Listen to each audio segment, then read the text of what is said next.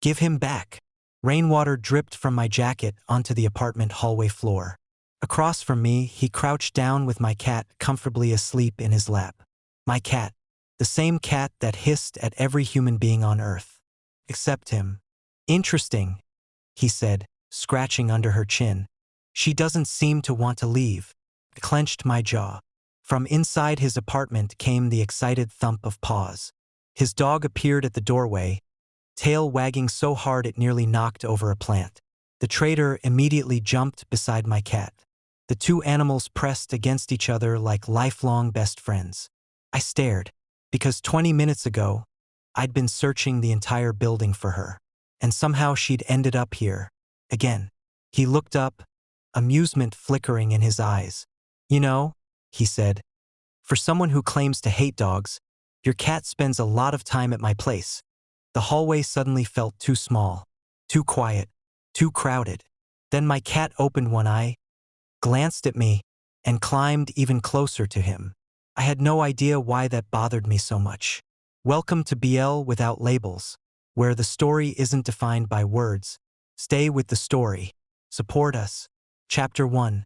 My cat is a criminal. My name is Kang Min-jun. I live with a furry terrorist named Mandu. Technically, Mandu is a cat. Legally, I'm not sure. Every morning starts the same way. I wake up. Mandu commits a crime. Today, he knocked my phone off the bed. Then my water bottle. Then himself. I stared at him. He stared at me. No guilt. No shame. Just vibes. One day, I told him, I'm putting you up for adoption. Mandu yawned. Which, in cat language, means, do it. You won't. The worst part? I loved him. Unfortunately, then came my second biggest problem. Dogs. I hate dogs. Too loud. Too energetic. Too happy. Nobody should be that happy before breakfast. Which is why I nearly dropped my coffee when the apartment hallway exploded with barking. Woof. Woof. Woof. A giant golden retriever came charging around the corner like it had just discovered electricity. Behind him was his owner, Seo Hyun-woo, my neighbor, my enemy, my daily headache. The dog stopped, looked at Mandu. Mandu looked back. The hallway went silent. I prepared for war. Instead, the dog wagged his tail. Mandu walked over, sniffed him, then rubbed his face against the dog's leg. My jaw dropped. Excuse me? Hyun-woo laughed. Actually laughed. The audacity. Looks like your cat has good taste. I hugged Mandu immediately. Don't listen to him. Traitor. Absolute traitor. Because my cat didn't come back. He sat beside the dog. And for the first time in my life, I realized I might not be the favorite man in my cat's life anymore. Chapter 2. Custody Battle. The next morning, I woke up to silence, which was suspicious. Very suspicious. Mandu was never quiet. Silence from Mandu usually meant one of three things. 1. He was breaking something. 2. He had already broken something. 3. He was planning something worse. I sat up. Mandu. No answer. Mandu. Nothing. My heart immediately entered panic mode. I searched the bedroom, living room, kitchen, bathroom, closet, even the refrigerator. Don't judge me.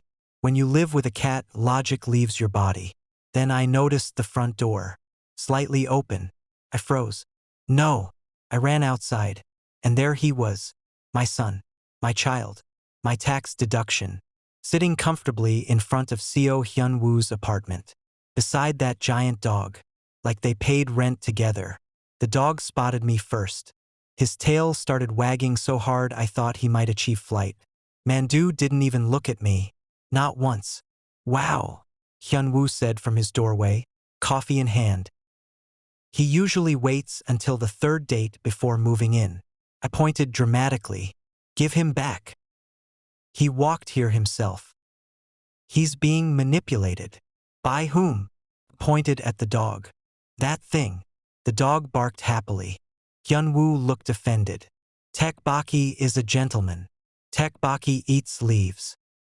He appreciates nature. He tried to eat a traffic cone. He was curious. Meanwhile, Mandu had completely abandoned me. The little criminal was now sleeping against the dog's side. Comfortable, peaceful, betraying me. Hyun-woo crouched beside them. Look at them. I refused. They're adorable. I refused harder. They're basically best friends. I looked anyway, and unfortunately, he was right. The dog looked proud. Mandu looked comfortable. It was disgusting. I hated it. I hated how cute it was.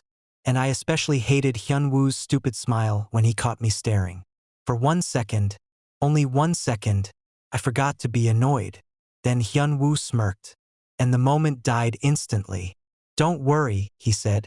If Mandu moves in, I'll let you visit on weekends. I gasped. Visit? Mandu finally opened one eye, looked at me, then turned around and went back to sleep.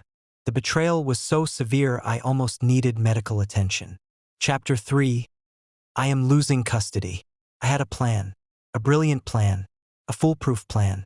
A plan that would definitely make Mandu remember who his owner was. Step 1. Buy expensive cat treats. Step 2. Shake the treat bag dramatically. Step 3. Become his favorite human again. Simple. Except reality had other plans. Mandu. Shake, shake. Mandu. Shake, shake, shake. Nothing. Absolutely nothing. My cat glanced at me from the couch, then looked away. Away. Like I was a stranger asking for directions. I stood there holding a bag of treats that cost more than my lunch. Heartbroken.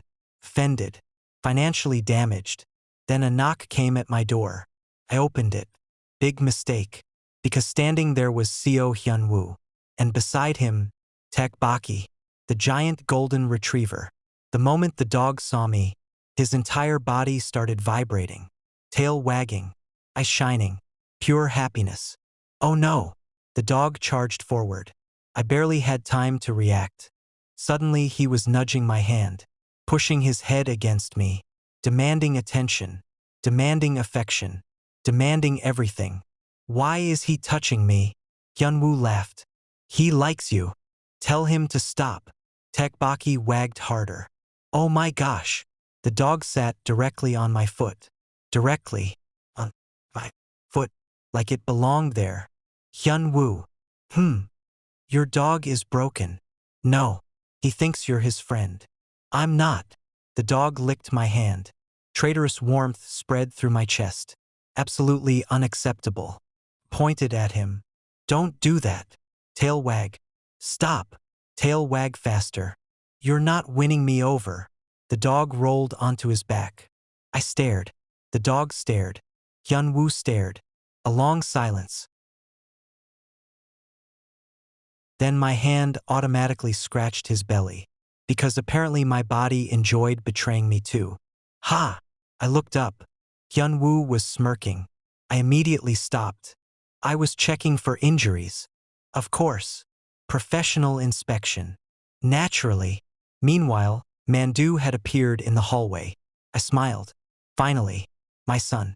My precious child. He would choose me. Obviously. Mandu walked right past me. Right past me. And sat beside Hyun-woo. The little criminal even accepted head pats. Head pats. From another human. I felt physically attacked. Why does he obey you? Hyun-woo blinked. What do you mean? Mandu ignores me. He ignores everyone. He sits when you tell him. Yeah. He comes when you call him. Yeah. He literally stole my chicken yesterday. Yeah. I pointed dramatically. Then explain this sorcery. Hyun-woo crouched down. Mandu. The cat immediately walked over. I almost fainted. No. Hyun-woo pointed at the floor. Mandu sat. No. Hyun-woo held out his hand. Mandu offered a paw. No. I looked at my cat. My own cat. The creature I fed. The creature I cleaned up after. The creature that committed crimes in my apartment every day.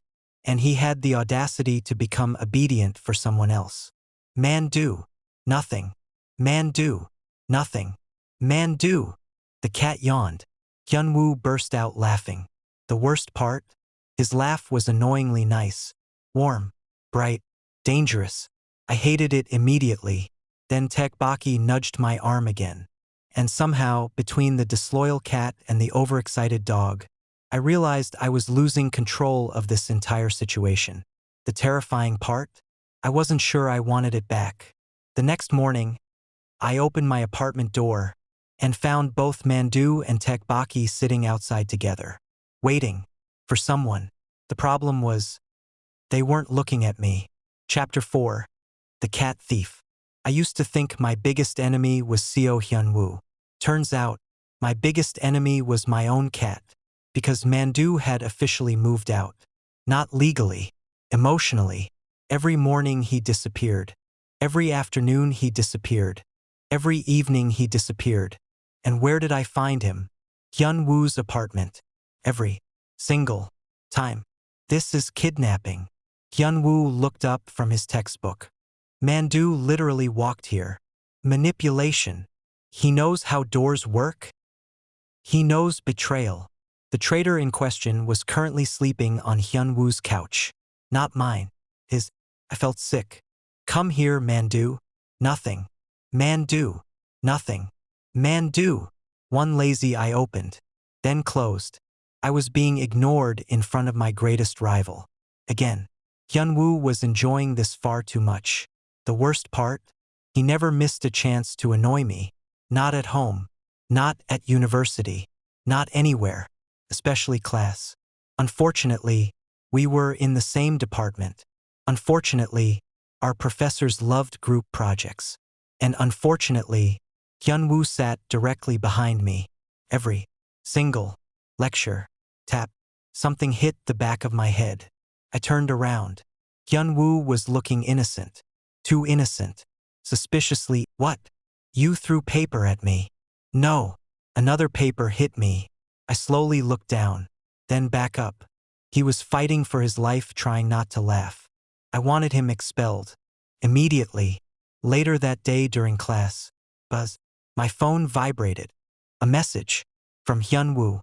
I frowned. Why was he texting me? I opened it. Attached was a picture. My cat. Sleeping on his lap. The caption. Mandu says hi.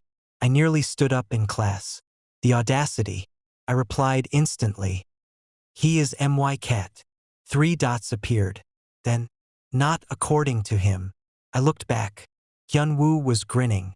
I hated him. I hated his face. I hated his stupid smile. I hated how much fun he had irritating me. And I especially hated that every time he laughed, the entire room somehow felt brighter, which was annoying. Extremely annoying. That evening I marched to his apartment. Mission. Retrieve my son. I opened the door. Tteokbokki immediately ran toward me. Tail wagging. Pure joy. Like I'd returned from war. Oh no. The giant dog shoved his head into my stomach. Then into my hand. Then onto my leg. Demanding attention. Again. Why does he keep doing this? Hyun-woo leaned against the wall. He likes you. He has terrible judgment. Tteokbokki barked happily. Apparently he agreed. Then I spotted Mandu. Sleeping beside Hyun-woo. My eye twitched. Mandu. Nothing. Mandu. Nothing. Hyun-woo looked down. Mandu. Immediately, the cat stood up, walked over, and jumped into his lap. My soul left my body. How? Hyun-woo laughed. And there it was again. That stupid laugh. The one that always appeared when I got frustrated. Like he enjoyed seeing me annoyed. Like it was his favorite hobby. Maybe it was. Then his smile softened slightly. Only for a second. You know, he said. Mandu always waits by the door before you come home. I blinked. What? He sits there every day. I looked at my cat. Mandu looked away immediately. Suspicious. Very suspicious. Hyun-woo scratched behind Mandu's ears. Maybe he just likes having 2 homes. For some reason, the apartment suddenly felt quieter. And for the first time, I wondered if Hyun-woo wasn't keeping Mandu there. Maybe Mandu was the one dragging us together. And honestly, that possibility was far more terrifying. The next day, our professor announced a semester-long partner project. Out of 30 students, I got paired with Seo Hyun-woo. Chapter 5. Fighting for no reason. The partner project lasted exactly 7 minutes before our first argument. A new personal record. The professor hadn't even finished explaining the assignment. Any questions? Yeah, I said. Hyun-woo immediately sighed. The professor looked concerned. What's wrong? I don't think this partnership is academically safe. The entire class burst out laughing. Hyun-woo kicked my chair. Hard. See? I pointed. Violence. You're dramatic. You're annoying. You're alive. Unfortunately, the professor rubbed his forehead. Please behave. Neither of us listened. Obviously. After class, we marched to the library. Not together. Just aggressively walking in the same direction. Like enemies heading toward battle. I sat down. Hyun-woo sat opposite me. For 5 whole minutes. Peace. Silence. Productivity. Then, your cat stole my sock. I looked up. What? I found it under my couch. Mandu has standards. He wouldn't steal your socks. He literally dragged it into my apartment. Maybe he was cleaning. Hyun-woo laughed. I hated when he laughed. Mostly because I immediately wanted to win whatever invisible competition we were having. Even though I had no idea what the competition was.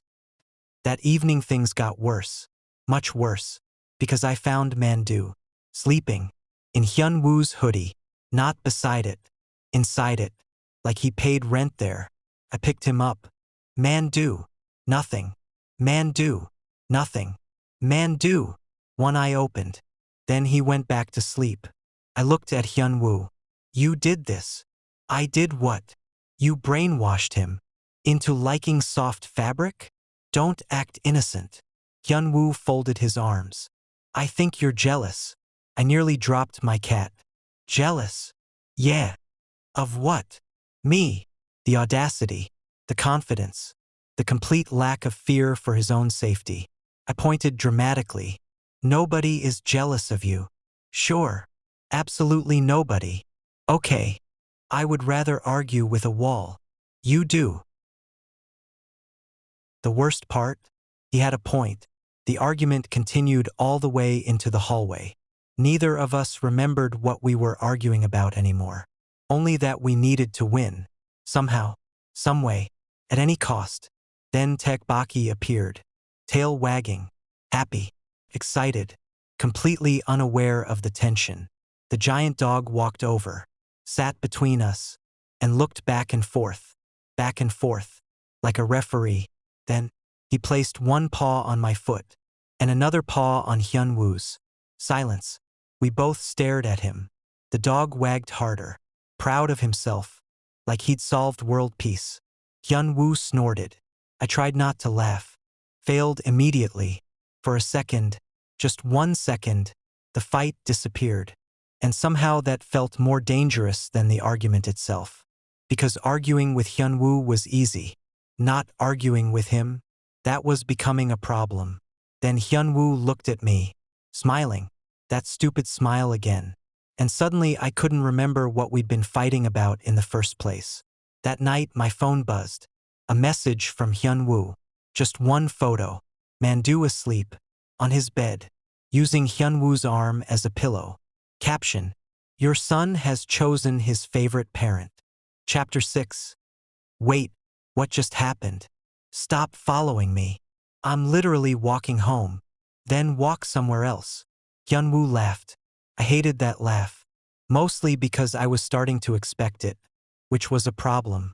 A huge problem. Mandu trotted ahead. Tteokbokki bounced beside us. The two traders looked happier than they had any right to be. Meanwhile, Hyun-woo and I were arguing about absolutely nothing. Again. Your cat likes me. He's confused. Your cat sleeps at my apartment. Temporary insanity. He knows my Wi-Fi password. That's not even possible. Exactly.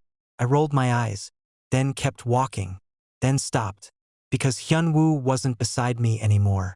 I turned around. He was standing still, watching me, not laughing, not teasing, just looking. The sudden silence felt strange. Why are you staring at me? He looked away immediately. Nothing. That's suspicious. Everything is suspicious to you. Because you're suspicious. A smile appeared. Small. Different. And somehow that made my heart do something incredibly annoying. Before I could figure out what was happening, Mandu suddenly jumped onto a nearby bench. Tteokbokki followed. Chaos followed them both. Naturally, I rushed forward. Hyun-woo rushed forward. We collided. Hard. Both of us grabbed the bench at the same time. For a second, neither moved. Neither spoke. The city noise faded into the background. His eyes widened slightly. Mine probably did too. Everything felt oddly still. Then Hyun-woo smiled. Softly. Not his usual annoying smile. Something gentler. Something that made me forget every argument we'd ever had. And before I could think of a single sarcastic thing to say, he leaned forward and kissed me. Brief. Unexpected. Gone almost immediately. Silence. Complete silence. Even the pets seemed confused. My brain stopped functioning. Hyun-woo looked equally shocked. Like he hadn't planned it either. Like he hadn't planned it either. A second passed. Then another. Neither of us knew what to say. Finally, he rubbed the back of his neck. Well, I stared at him. Well, that wasn't part of the plan. What plan? Exactly. And somehow that answer only made everything worse. The next morning, neither of us texted first. But Mandu was already waiting outside Hyun-woo's door. Chapter 7. My brain is betraying me. I had an exam in 3 days. Project deadline in 5. And approximately 1 functioning brain cell left. Because every time I tried to study, my mind returned to the same moment. Not the kiss itself. The fact that it happened. Hyun-woo. The human headache. The guy who annoyed me in class. The guy who kept stealing my cat's loyalty. The guy who somehow turned every normal conversation into an argument. That Hyun-woo. I slammed my textbook shut. No. Mandu blinked at me from the bed. This is your fault. Mandu yawned. Typical. I stood up and started pacing. Maybe it meant nothing. Maybe it was an accident. Maybe we were both equally confused. That explanation lasted about 10 seconds. Because my phone buzzed. A message. From Hyun-woo. I stared at the screen. The screen stared back. Mandu judged me. I ignored all of them. Then another message arrived. Hyun-woo. You alive? That was it. Not an explanation. Not an apology. Not a discussion. Just, you alive? I threw my phone onto the bed. Then immediately picked it back up. Then put it down again. Then picked it up again. I was losing a fight against a text message. Across the room, Mandu looked embarrassed on my behalf. Finally, I replied, me. Unfortunately, 3 dots appeared instantly, which meant he'd been staring at his phone too. For some reason, that thought made my heart beat faster, and I absolutely refused to investigate why. A new message appeared. Just 4 words. Can we talk tomorrow? And suddenly, I wasn't sure whether I wanted to say yes or no. Chapter 8. He said what? I didn't sleep. Not properly. Because my brain had spent the entire night fighting itself. Then morning arrived. And unfortunately, so did Hyun-woo. He was already waiting outside the campus library. Hands in his pockets. Looking way too calm for someone who had completely destroyed my peace. You wanted to talk. I did. Okay. Okay. Neither of us said anything. A full 10 seconds passed. Then 20. Then 30. At this point, we looked less like 2 university students and more like 2 people waiting for a software update.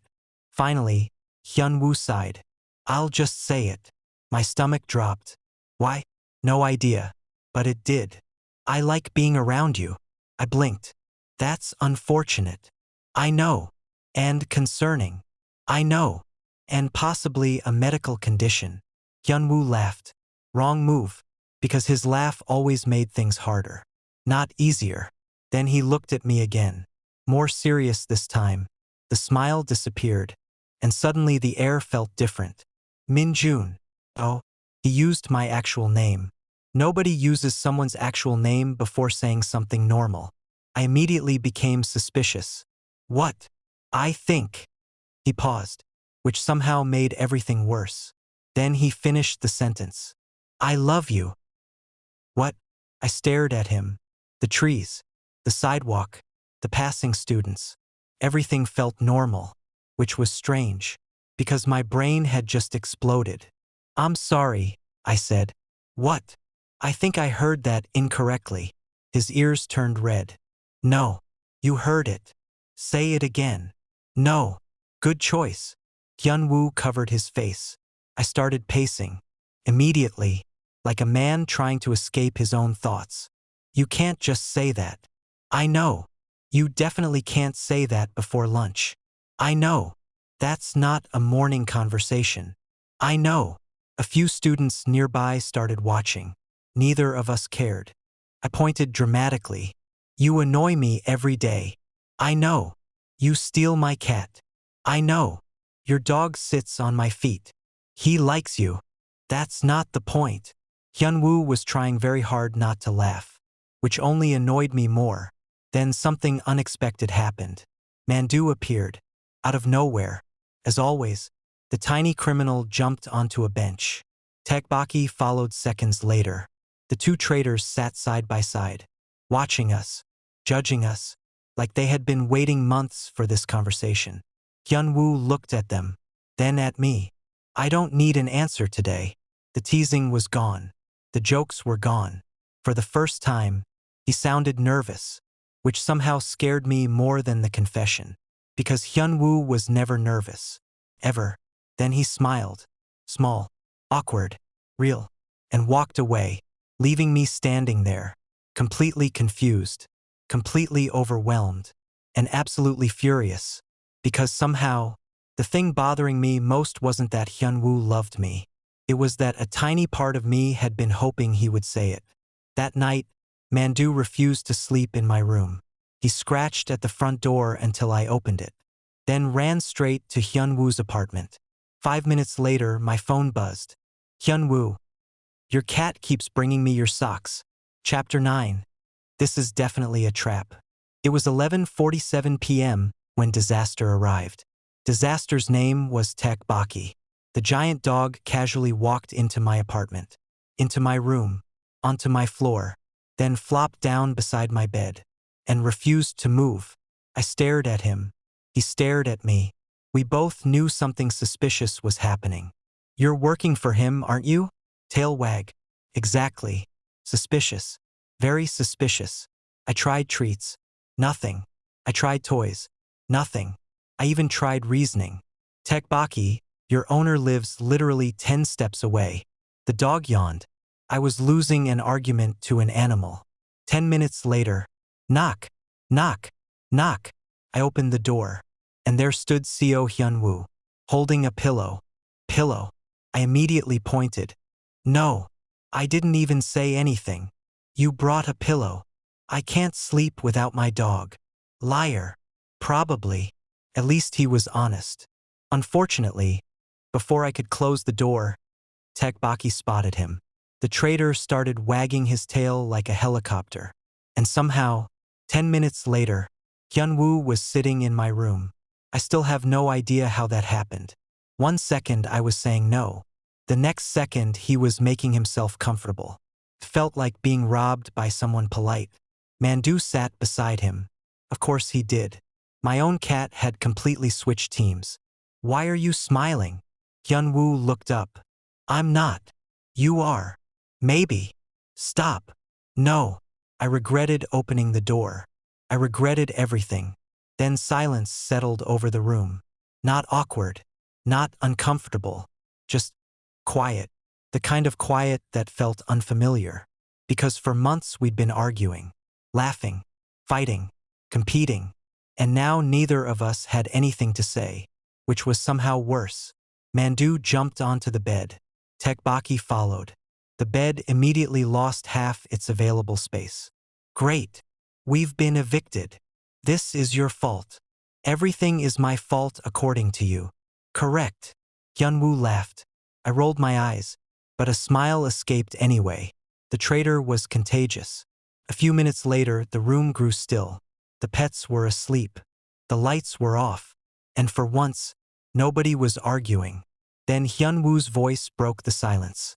Soft, almost hesitant. You know. I groaned. What now? I think Mandu liked me before you did. I threw a pillow at him.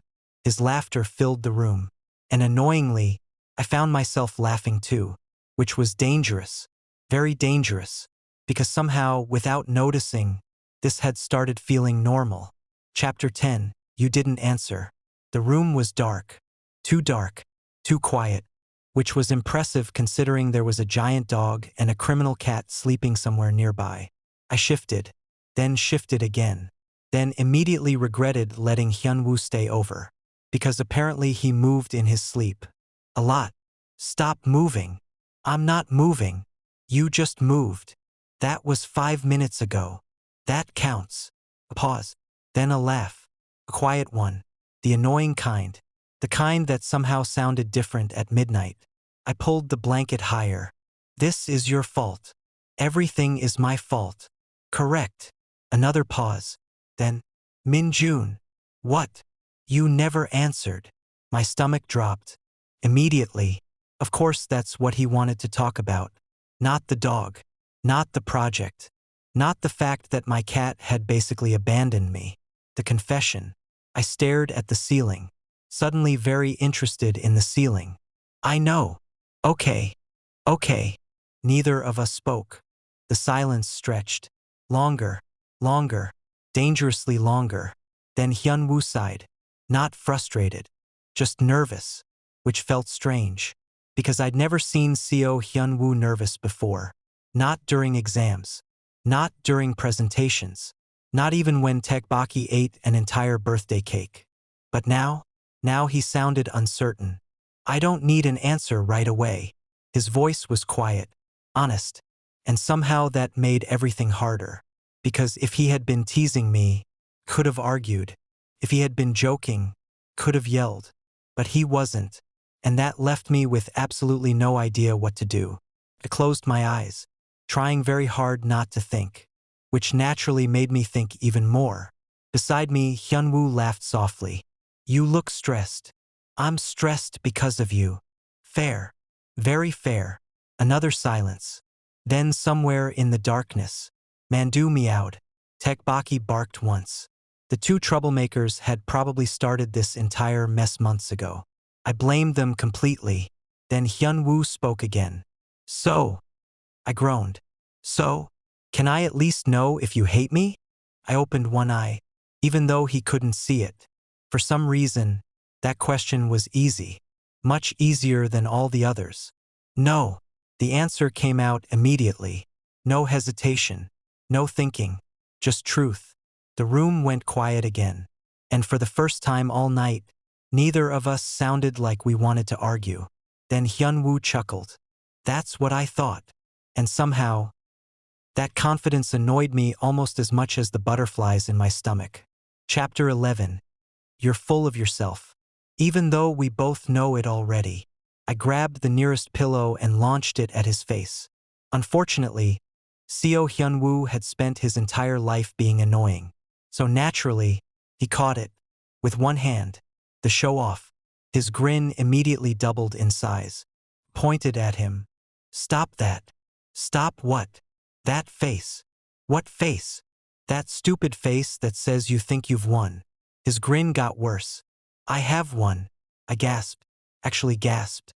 The audacity. The confidence. The complete lack of survival instincts. You are impossible. And yet you keep hanging out with me. I don't hang out with you. Hyun-woo looked around my apartment. Then at Mandu. Then at Tteokbokki. Then back at me. The silence was so loud it felt personal. Okay. Maybe sometimes. Thank you. Don't get used to it. Too late. I hated him. Not really. Which was the problem. The biggest problem. The absolutely terrifying problem. Because somewhere between fighting over pets, arguing during class, and accusing him of stealing my cat, he had become important. Without permission. Without warning. Like a disease. A very attractive disease. Wait, no. That sounded wrong. I blamed stress. Hyun-woo was still smiling, watching me think, which was even more annoying. Why are you looking at me like that? Like what? Like you know something. His smile softened, and suddenly, the teasing disappeared. The room felt quieter, warmer, smaller, dangerous, very dangerous. For the first time all evening, he looked nervous. Actually nervous. Seo Hyun-woo, the guy who could argue with professors, the guy who laughed during presentations, the guy who once chased Tteokbokki through campus wearing slippers. Nervous. That immediately ruined my ability to think. My brain blue-screened. Completely. Then he took a step closer. I should have moved. Probably. Definitely. Instead, I stood there. Like an idiot. A complete idiot. His eyes met mine. And for 1 second, neither of us looked away. Then he leaned forward and kissed me. Brief. Warm. Gone before my brain could catch up. Silence. The entire apartment froze. Even Mandu stopped grooming himself. I stared. Hyun-woo stared. My soul left my body, then immediately returned just so it could panic. You are taking advantage. Hyun-woo burst out laughing. I didn't even give you an answer. I know. Then why did you do that? His confidence returned instantly, like it had been waiting around the corner. Dangerous. Annoying. Extremely Hyun-woo. Because. I narrowed my eyes. Because what? He stepped closer again. I pointed at him immediately. Don't. Don't what? Whatever you're planning. I'm not planning anything. That's exactly what someone planning something would say. His shoulders shook with laughter. I was suffering. Genuinely suffering. Then I turned around dramatically. Because if I looked at him any longer, I might lose the argument. And I was determined to lose with dignity. Unfortunately, Hyun-woo followed. Of course he did. The menace, the criminal, the dog owner. Before I could escape, his arms wrapped around me from behind. Not trapping, not forcing, just stopping me from storming away dramatically, which was rude, very rude. I froze instantly. My brain stopped working again. This was becoming a pattern. Hyun-woo. What are you doing? Preventing property damage. I wasn't going to damage property. You threw a pillow at me. That was emotional communication. His laugh exploded directly behind me. I hated that laugh. I really did. A dangerous silence followed. Then he spoke quietly. I already knew the answer. My eye twitched. There it was. The confidence. The arrogance. The unbelievable self-belief. I turned my head slightly, just enough to glare at him. You are completely full of yourself. Maybe. Definitely. His grin returned. Mine tried to. I refused to let it. Failed immediately. Across the room, Mandu looked disappointed by how long it had taken us. Tteokbokki wagged his tail proudly, like he'd personally solved the entire situation. Honestly, he probably thought he had. And the worst part? He wasn't entirely wrong. The next morning, I woke up to find Mandu asleep on my chest, and Tteokbokki asleep on Hyun-woo. The pets looked happier than either of us. Chapter 12. Dating changed absolutely nothing. Dating Hyun-woo was supposed to make things easier. It did not. Not even a little. In fact, it somehow made everything worse. Because before we started dating, we argued like enemies. Now, we argued like enemies who accidentally liked each other, which was somehow more dangerous. Your taste in movies is terrible. My taste in movies has awards. Your movies are 3 hours of people staring out windows. It's called cinema. It's called being bored. Across the couch, Hyun-woo threw a popcorn kernel at me. I threw 3 back. The war escalated immediately, naturally. The jealousy wasn't any better. One afternoon I was talking to a classmate. A perfectly normal conversation. Nothing suspicious. Nothing romantic. Nothing. Absolutely. Nothing. Then I spotted Hyun-woo across campus. Watching. Not saying anything. Just watching. Which was somehow worse. Later that day, you seemed friendly. I nearly laughed. Friendly? Very friendly. It was a group project discussion. Don't me. I'm not saying anything. That's the problem. He smiled into his coffee. The menace. Of course I wasn't any better. 1 week later I caught someone flirting with him. And suddenly I became interested in their conversation. Very interested. Suspiciously interested. For research purposes. Obviously. Hyun-woo noticed immediately. His grin lasted 3 days. Then there were the dates, which were supposed to be romantic. Keyword. Supposed. Our first official date ended with Mandu escaping a pet cafe. Tteokbokki chasing him. Us chasing both of them. And a very confused police officer asking why 4 idiots were running through the park. The answer? Love. And poor decision-making. The late-night conversations were the worst. Not because they were bad. Because they were good. Dangerously good. Sometimes we'd start talking at midnight. Then suddenly it was 3 a.m. Then 4 a.m. Then sunrise. We talk about childhood stories. Embarrassing memories. Future plans. Favorite foods. Random fears. Absolutely everything. The strange part? I never got tired of listening. Not once. One night we sat on the apartment rooftop. The city lights stretched endlessly below us. The air felt cool, quiet, peaceful. For once nobody was arguing. A historical event. I looked over. Hyun-woo was smiling. Not laughing. Not teasing. Just smiling. The kind that always made my chest feel weird. I have a question. I immediately became suspicious. What? When did you realize you liked me? I nearly choked. Never. Liar. Never. Min-jun. Fine. His grin widened. Victory. Disgusting. I think. I said slowly. Probably around the time I realized Mandu trusted you. The teasing disappeared. His expression softened. And suddenly I wanted to throw myself off the rooftop. Not because I was sad. Just because feelings were embarrassing. Very embarrassing. Then Hyun-woo laughed. Softly. Warmly.